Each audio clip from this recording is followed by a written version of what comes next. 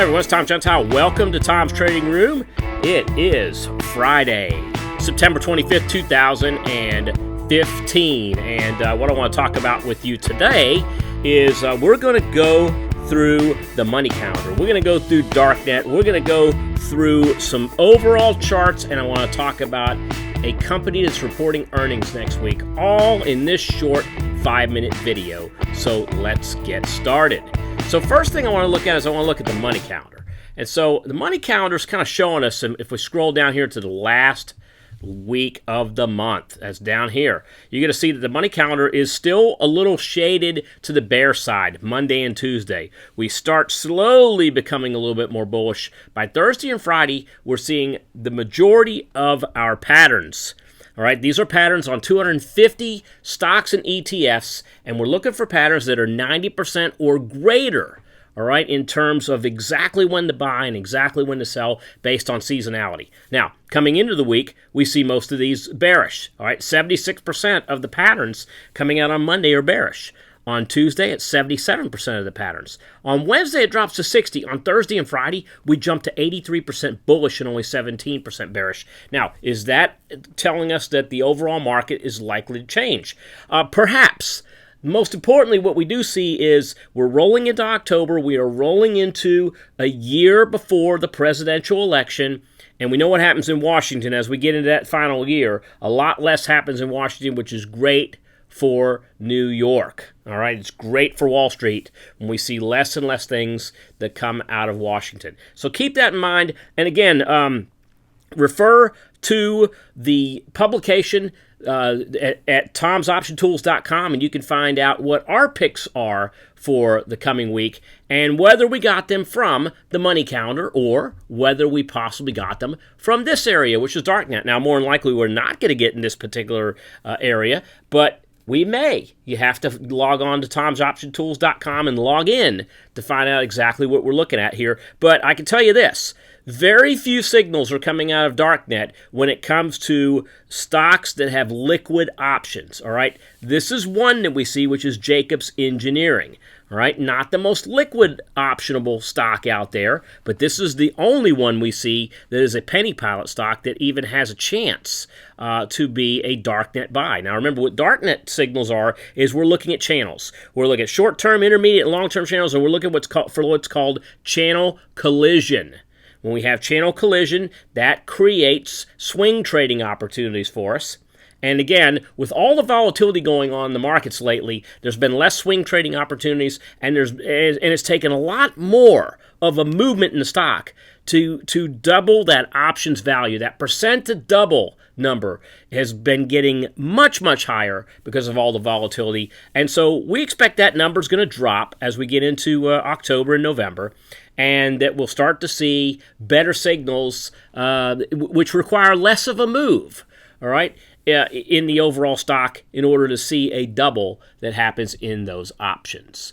All right, moving forward, let's take a look at a couple of our popular charts that we look at. The first one you see here is USO. This is the ETF for crude oil, and as you can see, really not much of anything going on this week. However, we did see, again, a drop in implied volatility of about 5%. So the options, the near money options in USO are trading about 5% less based on volatility than they were this time last week. Let's go backwards and let's take a look at currencies. And the currency I want to look at is FXE. This is the Eurodollar currency. Same thing here. We did see a movement down in volatility, a slight movement down. And what we also saw was really not much of a change over the week. As you can see, we started out the week dropping. We had a jump back up the last couple of days, and then on Friday, we had a slight move to the downside. However, it was a lot less in the morning than it was in the afternoon. All right, net result, not much change for the week. However, net result in implied volatility, options are starting to get cheaper again. All right, they're starting to get cheaper. They're very close to where they were before the mess began. If you go back to the end of July, you can see that implied volatility is not quite on its lows that we saw in the beginning, in the middle of August, but it's getting there. All right, especially for the Eurodollar. Let's look at bonds. So TLT is the the symbol I want to look at for bonds. This is the Ishares 20-year Treasury ETF. Same thing here. We were really just a little bit higher on the week. All right, volatility has dropped just a little bit, but the big drop in volatility came last week after the Fed decision, as you saw IVs go from 18 down to around 15. So that was quite a good drop, but we haven't seen a whole lot of follow-through with the drop in implied volatility when it comes to TLT. And finally, the most important one that we look at is the S&P ETF SPY. You can see here SPY. Not much of a change. We obviously finished lower on the week again. All right, volatility really is creeped up just a tad from last week. All right, if anything, I would say it creeped up a tad, or maybe stayed the same. All right, not much change in volatility, not much change in the price of SPY for the week. All right, finally, let's take a look at earnings, and so we're going to be coming into earnings season once again, and we'll start seeing more and more of the companies we're used to seeing popping up in about another 2 to 3 weeks. But as of right now, Paychecks is the stock that is on earnings watch for next week. All right, we have an estimated days to next earnings is 5 days from today. Also, what I want to mention to you is that of the last 7 earnings cycles, the last 7 earnings quarters, we had 5 of those quarters where the actual earnings were greater than or equal to the estimated earnings. 2 that didn't make it. The actual was less than the estimate. So this is not a slam dunk that Paychecks is going to come in with a higher number than not, okay? Let's take a look at the picture of Paychecks, though, the chart. And you'll see the chart of Paychecks that, it too, like everything else, dropped last month. But as we come into the end of September, you can see that Paychecks has regained a little bit more than half of the move that happened, back at the end of August. The other thing I want to mention is that volatility has come down significantly from around the low 30s, where it was a month ago, to the low 20s. Not anywhere near where it was at the end of July, which is down in the mid-teens. However, it has come down quite a bit.